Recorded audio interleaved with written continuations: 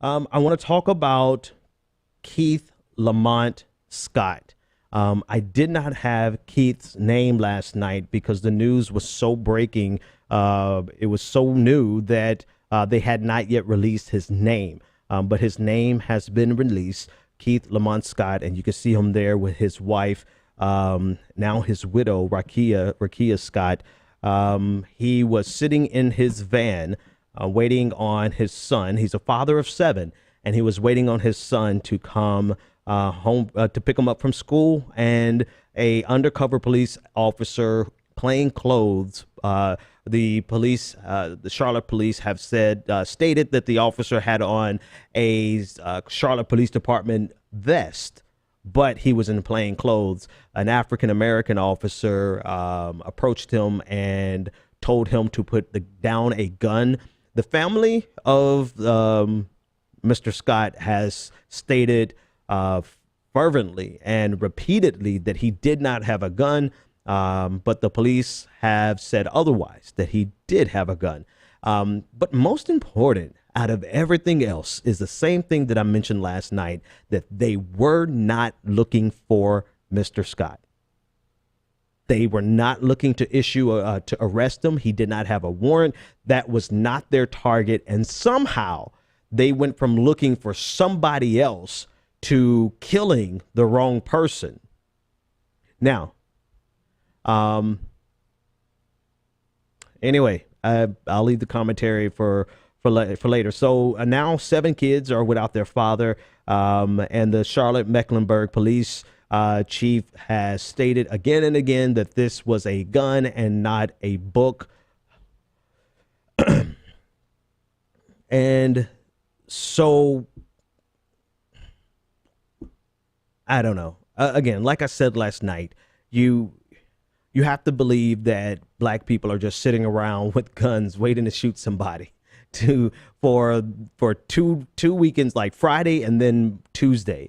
You have police officers who randomly get the wrong person, but want to sell us the story that this random person that they weren't even looking for was violent as soon as they saw the police.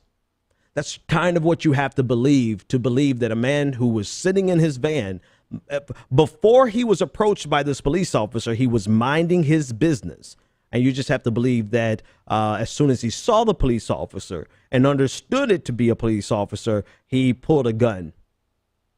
You know, that's not really, I can tell you as a black man, and this is, of course, that's just not how it works. That's not how it works. That's not how any of this works. That's not how it works. The same story was the story that they tried to use against Corey Jones in Palm Beach Gardens. My friend who was killed by the police officers, they made it seem that they just ran up on a black guy and he, got violent and pulled out his gun and they had to shoot him. Turns out that was not the case. And so at least Corey's murderer has been arrested. But we're still waiting evidence on Keith Lamont Scott.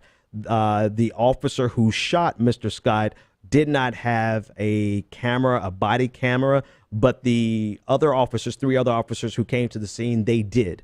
They had body cams, and apparently there was a police cam. And so the officer involved is Officer Brentley Vinson. Again, he's an African-American man. He was undercover. That's,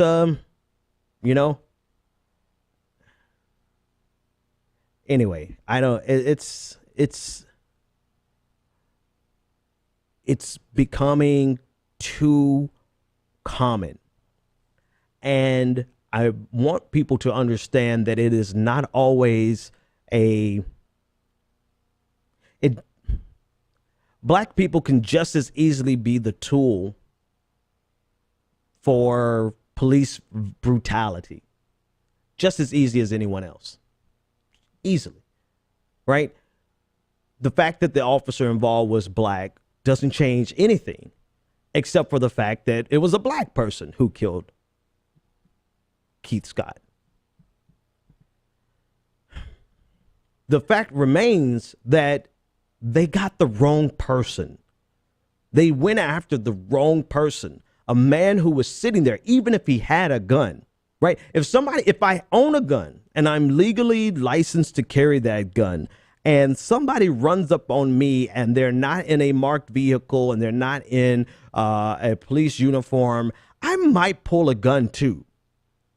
And the fact that the police officer got the wrong person means that he created the entire scenario, meaning he is culpable. He is responsible for the death of this man, no matter what happened afterwards, because you got the wrong guy. And I don't think people rarely, and the same thing that happened in Tulsa. This man's vehicle was broken down in the middle of the road. They were on their way to another call, and then they discovered there was a vehicle broken down on the road. They weren't even looking for him. Terrence Crutcher. They weren't even looking for him, but they ended up killing him because of a scenario that they created. They came onto the scene, they approached the wrong person, and the wrong person was killed. I'm kind of just taking my time with this because I want you to understand, had the police officers just kept going to their destination, 2 men would be alive right now today. One was a father of 4, the other one's a father of 7. They would be alive right now if those police officers had just kept going to their original destination. So the question is, at least in the case of Keith Lamont Scott, why did the police officer approach him in the first place? Has anybody answered that question?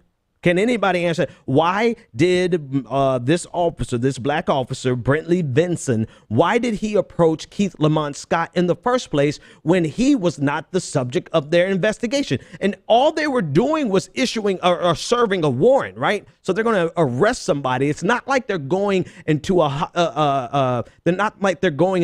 shootout.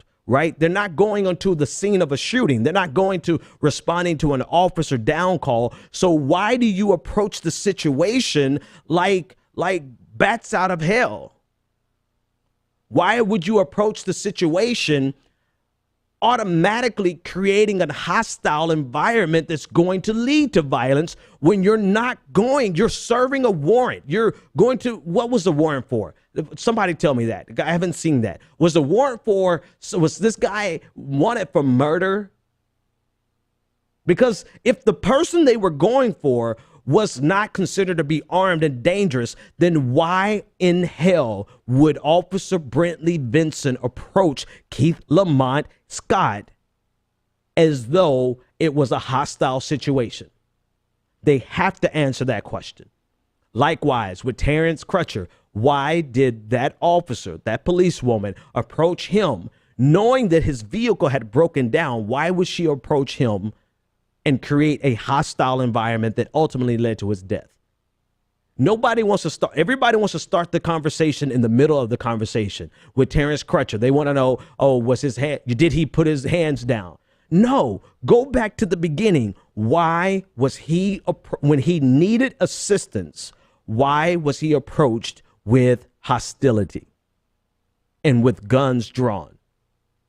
And unless we start answering questions like that, we're always going to be chasing our tails, trying to understand why these situations went wrong. They went wrong when the police officers approached the scene. That's where it went wrong.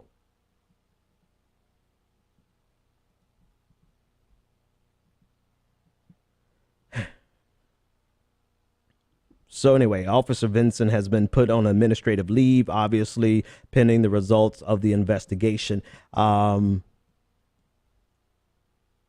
Yeah.